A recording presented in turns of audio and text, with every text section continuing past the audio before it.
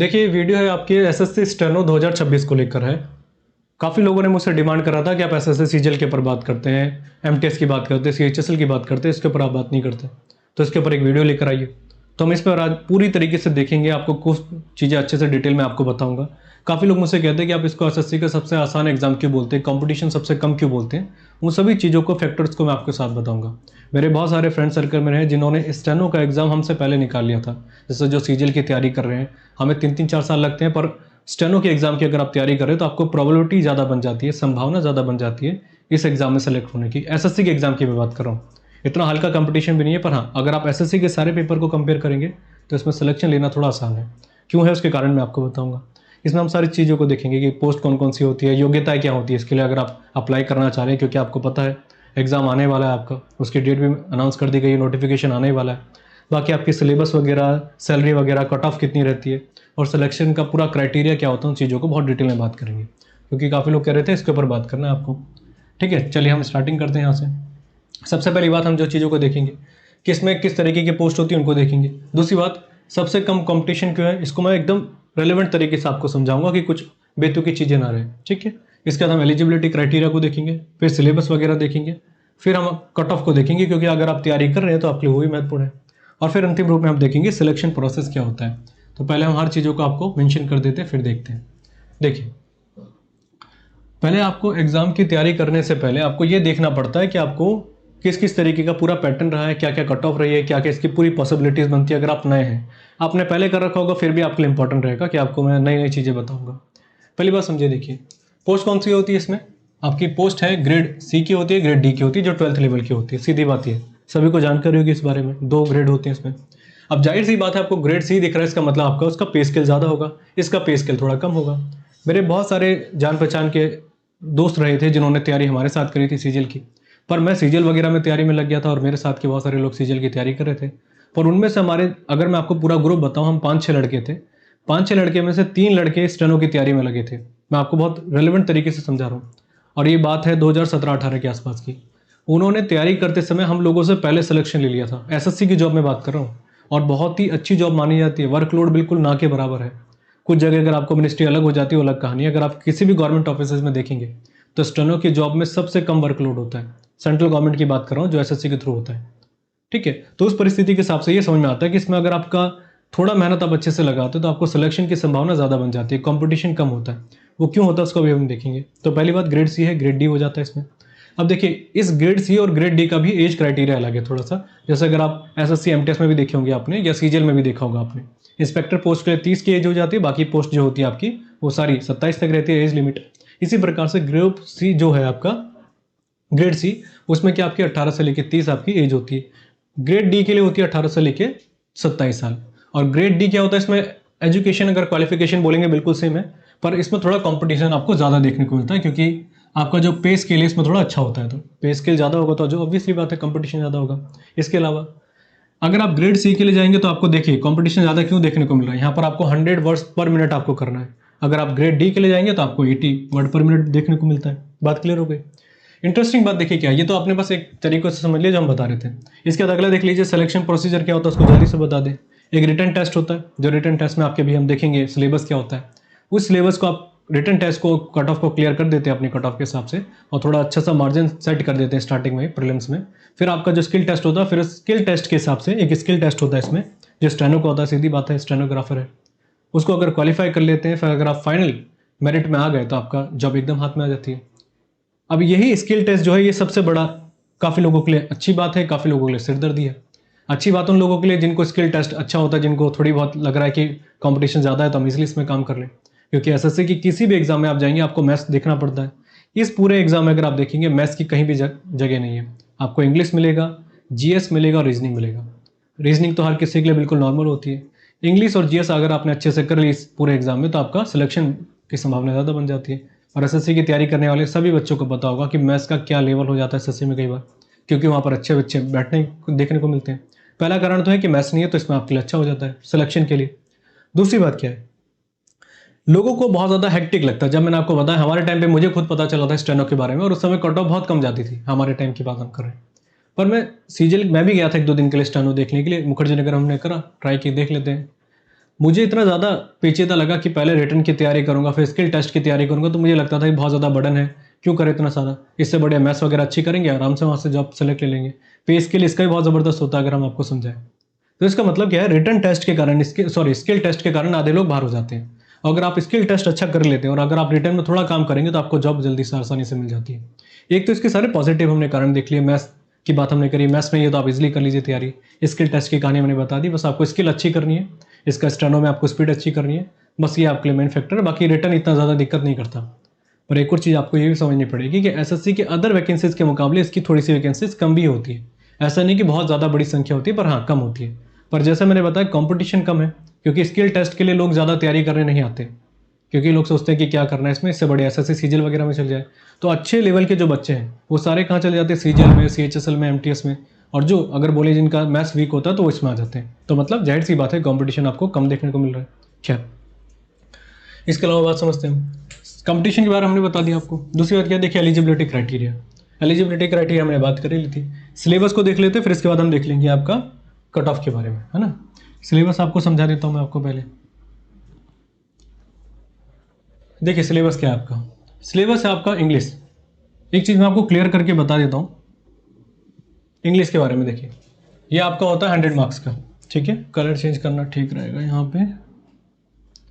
देखिए 100 मार्क्स का होता है आपका इंग्लिश।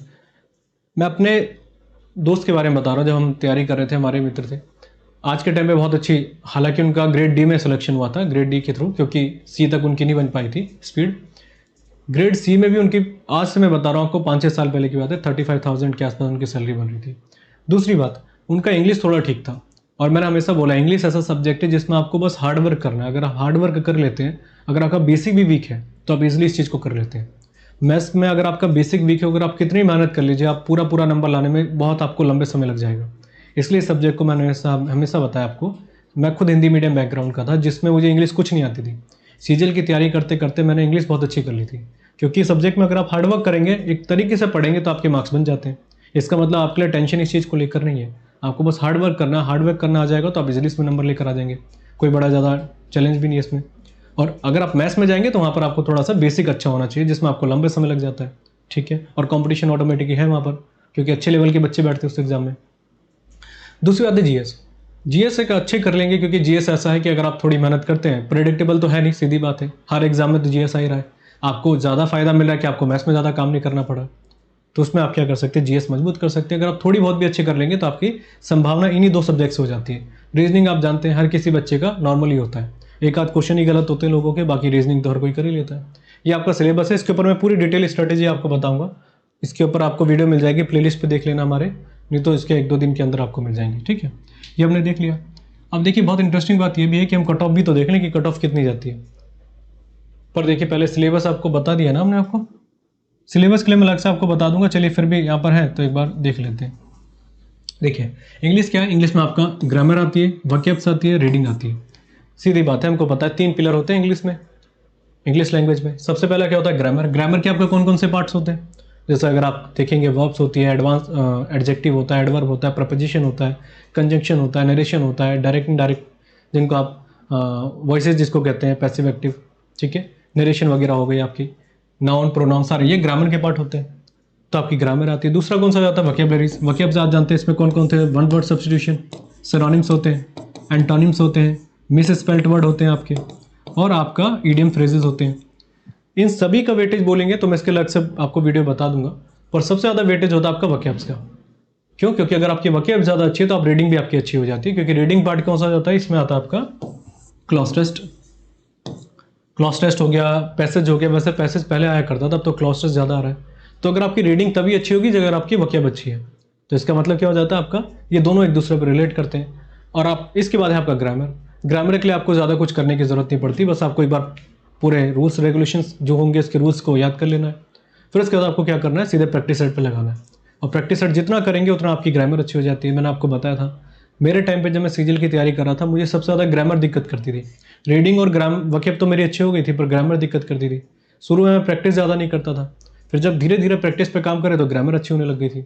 यही मेन कारण है कि ये सारे सब्जेक्ट आपके हार्ड वर्क पे डिपेंड करते हैं। जितना आप ज़्यादा प्रैक्टिस करेंगे उतना बेनिफिशियल रहेगा। पर मेन जो कहानी बनती है वो होती है रीडिंग में। रीडिंग में थोड़ा सा मैं मानता हूँ कि बेसिक ज़रूरत पड़ती है। जो लोग इंग्लिश मीडियम वाले होते हैं उनका बेसिक थोड़ा अच्छा होता है, तो रीडिंग अच्छे से कर लेते हैं। जैसे अगर आपके सामने कोई पैसेज आ रहा है तो आपकी अगर शुरू से हैबिट है तो आप इजीली समझ जाएंगे क्या क्या लिख रखा है और आप आराम से बना लेंगे। यही सबसे बड़ा टेंशन बनता है यहाँ पर। और जिन लोगों की हिंदी मीडियम होती है वो थोड़े परेशान होते हैं। पर मैंने आपको बताया था, आप न्यूज़पेपर डेली पढ़ रहे हैं और 3 महीने आपने न्यूज़पेपर पढ़ लिया। मुझसे ज़्यादा मैं नहीं समझता कि मुझसे ज़्यादा इंग्लिश किसी की वीक होगी अपने टाइम पे। जब मैंने लगातार करी थी, इंडियन एक्सप्रेस एक न्यूज़पेपर था, मैं उसको पढ़ता था। 3-4 महीने में मुझे रीडिंग इतनी अच्छी हो गई थी, पहले मुझे कुछ समझ नहीं आता था पेपर में क्या चल रहा है, पर धीरे धीरे पढ़ने लगे। हैबिट ज़रूरी है आपके लिए। रीडिंग अच्छी हो जाएगी तो आपका सारा काम हो जाएगा। आपके लिए सबसे बड़ा चैलेंज यही होता है पूरे एग्जाम में। ये दोनों तो ऐसे हैं कि वाकई आपको रटना है, और दूसरा है ग्रामर, वो है प्रैक्टिस। इसमें आपको थोड़ा बेसिक बनाना पड़ेगा, न्यूज़पेपर आपको डेली रखना पड़ेगा। तो यही मैंने आपको बताया था। सिलेक्शन का सबसे इंपॉर्टेंट कारण ये है, ठीक है, इंग्लिश, और इसको आराम से किया जा सकता है। इसके बाद है आपका जनरल अवेयरनेस। ये है आपका जनरल अवेयरनेस, जिसको आप जीके कहते हैं, जनरल नॉलेज। इसमें कौन कौन से सब्जेक्ट होते हैं आपके, देखिए, करंट अफेयर होता है। इनके ऊपर अलग से मैं पूरी स्ट्रेटेजी आपको बता दूंगा। करंट अफेयर होता है आपका, फिर आपका पॉलिटी होता है, फिर आपका स्टैटिक जीके होता है, इकोनॉमिक्स होता है, ज्योग्राफी, साइंस, हिस्ट्री। कंप्यूटर आता है, बहुत नाम मात्र आता है, पर आपके इसी सब्जेक्ट से बनता है। आप मुझसे प्रॉपर तरीके से पूछेंगे, जो लोग मुझसे तैयारी कर रहे हैं। स्टेनो वाले काफ़ी कम थे हमारे पास, सीजल वाले ज़्यादा लोग थे तैयारी जब कर रहे थे। मैंने जब सभी लोगों को देखा, सभी का इंग्लिश नॉर्मली एक तरीके से सब ठीक ठाक कर ले रहे थे, दिक्कत सबको जीएस में आ रही थी। तो इसलिए मैं हमेशा बोलता हूँ, जीएस हर सब्जेक्ट में इंपॉर्टेंट है, पर इस एग्जाम में ज़्यादा इंपॉर्टेंट रहता है। अगर आपके 50 में से, जैसे अगर हम मार्क्स की बात कर रहे थे कि 100 नंबर की आपकी इंग्लिश आती है, 50 ही आती है जीके और 50 आपकी रीजनिंग आती है। अगर आप 50 में से 30 नंबर भी लेकर आ जाते हैं तो आप बहुत सारे लोगों से आगे निकल जाएंगे, और यही सबसे इम्पैक्टफुल होता है। तो इसलिए आपको जीएस को इस वेरिएशन के हिसाब से देखना है। इसके ऊपर अलग से मैं स्ट्रैटेजी बता दूंगा। मैं आपको बस सिलेबस बता रहा हूँ। सिलेबस में आप जानते हैं ना, करंट अफेयर है आपका, पॉलिटी है, जो आपके जीएस के सब्जेक्ट होते हैं। स्ट्रैटेजी इसके डिस्क्रिप्शन में आप देख लेना, तब तक मिल जाएगी आपको। इसके बाद है आपका रीजनिंग। रीजनिंग में क्या होता है, सीधी बात है, जो हमारा बेसिक होती है, जैसे आपकी एनालॉगी होती है, आपके क्लासिफिकेशन होता है। जैसे अगर आपकी नंबर सीरीज दे दी, कुछ नंबर्स गायब कर दिए बीच में से, ऐसे लिख रखा है ये 2 है, फिर डाल दिया बीच 4, इसको गैप कर दिया बीच में, फिर लिख दिया 8, बोलेगा बताइए बीच में क्या है, उसको कहते हैं नंबर सीरीज, ठीक है। क्लासिफिकेशन हो गया, सीरीज हो गई, कोडिंग डिकोडिंग हो गई। जैसे अल्फ़ाबेटिकल ऑर्डर रख दिए, आपको बीच में से अल्फ़ाबेट गायब कर दिया, बोला बताइए क्या होगा। तो ये सारी चीज़ें हो जाती हैं इनमें। बाकी आपका जो है, जैसे पजल हो गया, सिटिंग अरेंजमेंट हो गया, वेन डायग्राम हो गया, सिलॉग हो गया, डायरेक्शन हो गया, ये सारे टॉपिक तो आपको, मुझे लगता है इतना तो आपको जानकारी होगी। नहीं होगी तो आप देख लीजिएगा, नहीं तो मैं स्पेशल इस पर बता दूंगा वीडियो आपको बना के। तो ये आपके टॉपिक होते हैं जो ज़्यादा चैलेंजिंग नहीं होते। अगर आप इसमें रीजनिंग में अगर डेली के डेली थोड़ा बहुत टॉपिक करने के बाद प्रैक्टिस सेट लगाते हैं तो 50 क्वेश्चन में से इसलिए आराम से लोग 45 के आसपास पहुंच जाते हैं। एक आध क्वेश्चन तो ऊपर नीचे हर किसी को होता ही है ना। ये हो गया क्लियर आपका। अब ये है आपकी कट ऑफ। देखिए, ये इंटरेस्टिंग बात थी आपके लिए। कट ऑफ क्या रही थी 2024 की। देखिए, ये 200 में से आपकी जो कट ऑफ बनी थी, और नॉर्मलाइजेशन स्कोर होता है आपका। यूआर की रही थी जो जनरल कैटेगरी की 148 रही थी। ग्रुप सी की मैं बात कर रहा हूँ, ग्रेड सी की जिसको कहते हैं, अच्छे लेवल की, मतलब इसमें कितनी थी 148। ग्रेड डी में जाएंगे तो 130 बन जाती है आपकी, ठीक है। यूआर कैटेगरी की मतलब जनरल कैटेगरी की। आपको लगेगा अंतर देखने को मिल रहा होगा। देखिए, पे स्केल का इतना फर्क पड़ जाता है। अब आपको लगेगा ये बहुत ज़्यादा मार्क्स है कि 200 में से इतना लाना। देखिए, पहली बात तो नॉर्मलाइजेशन भी हो जाता थोड़ा बहुत, ज़्यादा तो नहीं होता इस एग्जाम में, पर फिर भी हो जाता है। इतना सोचने वाली बात नहीं जो मैं आपको बता रहा था, क्योंकि इसमें आपका रीजनिंग तो आप पूरे पूरे नंबर लेकर आ जाते, ज़्यादा अंतर नहीं आता। आता है बस आपका इंग्लिश भी हर कोई ईजिली बना ही लेता है कुछ ना कुछ करके। दिक्कत देता है जीएस बीच में थोड़ा बहुत। तो उसी चीज़ को लेकर आपको ध्यान रखना है कि जीएस आप जितनी मजबूत करेंगे उतनी आपकी संभावना है आप इसमें सिलेक्शन ले जाए। और हमने जैसे बताया कि आज के टाइम पे हर जगह मेहनत हो ही गई, कंपटीशन तो हो ही गया, थोड़ा बहुत तो आपको देखना पड़ेगा। एसएससी की जॉब है ये। देखिए, बाकी आप इसको देख लीजिए। ओबीसी की कर रही थी, लोग बोलेंगे कि ज़्यादा फर्क नहीं रहा था क्योंकि वैकेंसीज का फर्क हो जाता है। तो कट ऑफ सभी की सिमिलर रही थी, पॉइंट वाइज थोड़ा अंतर रहा था। 148 आपकी ईडब्ल्यूएस की भी रही थी, ओबीसी की भी रही थी, यूआर की भी रही थी। इसी तरीके से आप देखिए एससी वगैरह एसटी की आपने देख ली होगी। सेम आप आगे जाएंगे 2025 का जो बिल्कुल रिसेंट का है, इसकी ग्रेड सी की आई थी आपकी 142। आप बोलेंगे कट ऑफ कम हुई है, इसका मतलब कि कंपटीशन कम हुआ है, तो ऐसा नहीं है। कंपटीशन नहीं होता, पेपर का डिफिकल्टी लेवल भी डिपेंड करता है। तो थोड़ा सा लेवल अच्छा हुआ था, इसलिए आपकी कट ऑफ थोड़ी कम हो गई।